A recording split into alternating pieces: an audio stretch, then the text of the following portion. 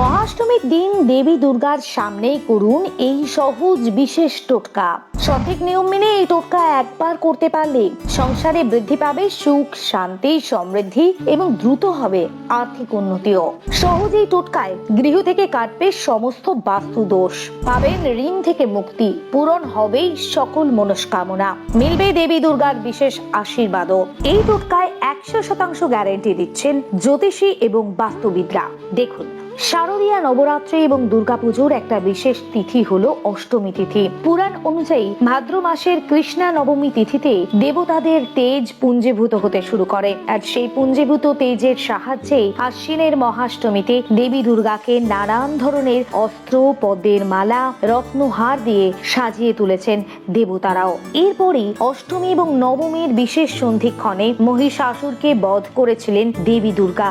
সেই রীতি মেনে অষ্টমী তিথিতে দেবী দুর্গাকে বিশেষ রূপে এবং উপাচারে সাজিয়ে তোলা হয়, তার বিশেষ পুজোর আয়োজন করা হয়। জ্যোতিষশাস্ত্র অনুযায়ী এই বিশেষ সময়ে যদি কয়েকটা নির্দিষ্ট টোটকা আপনারা কাজে লাগাতে পারেন, তাহলে খুব সহজেই জীবন থেকে সমস্ত বাধা বিপত্তি দূর হয়ে যাবে। গৃহের বাস্তু দোষ বা কোনো রকম নেতিবাচক শক্তি সবকিছুই মিটবে মায়ের আশীর্বাদে। জেনে নিন কি কি টোটকার কথা এই প্রসঙ্গে বলেছেন বিশেষজ্ঞরা। মহাষ্টমী তিথিতে দেবীকে কুমারী এবং চামুন্ডা রূপে পুজো করা হয়ে থাকে। চলতি বছর অর্থাৎ 2024 সালে দুর্গাষ্টমী তিথি পড়েছে 11 অক্টোবর অর্থাৎ শুক্রবার। অষ্টমীর পুজো শুরু হবে ভোর 5:30 থেকে। এরপর কুমারী পুজো হবে সকাল 9টা থেকে। সকাল 11:43 থেকে বেলা 12:31 মধ্যে পালন করা হবে সন্ধি পুজো। অঞ্জলি দেওয়ার সময় কখন? দুর্গাপুজোর মহাষ্টমী তিথির বিশেষ মাহাত্ম্যের কথা উল্লেখ রয়েছে শাস্ত্রে। এই তিথিতে অনেকেই অঞ্জলি দিয়ে থাকে। চলতি বছরে অষ্টমী তিথিতে অঞ্জলি দেওয়ার শুভ সময় হলো সকাল 6:24 থেকে সকাল 6:48 পর্যন্ত। অষ্টমীর শুভ মুহূর্তে কোন কোন টোটকাগুলি আপনি মেনে চলবেন? 1.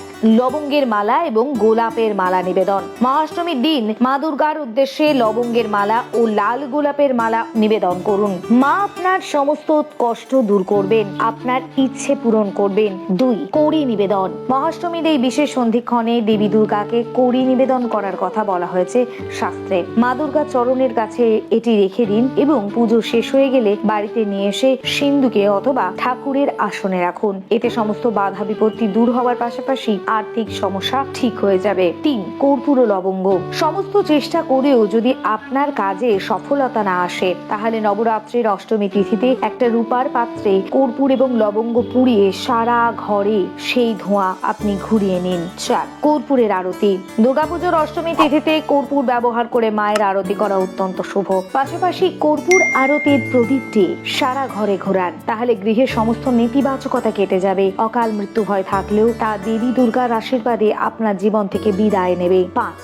লাল পদ্ম নিবেদন এবং মন্ত্র জপ। সমস্ত কাজে সফলতা পেতে অথবা গৃহের বাস্তু দোষ দূর করতে অষ্টমী তিথিতে মা দুর্গাকে 108টি লাল পদ্ম নিবেদন করতে হবে। এছাড়া এদিন মা দুর্গার মন্ত্র জপ করা বিশেষ শুভ। মা দুর্গার এই বিশেষ মন্ত্রটি হলো ওম জয়ন্তী মঙ্গলা কালী ভদ্রকালী কপালিনী দুর্গা ক্ষমা শিবধাত্রী স্বাহা স্বাধা নমস্তুতে।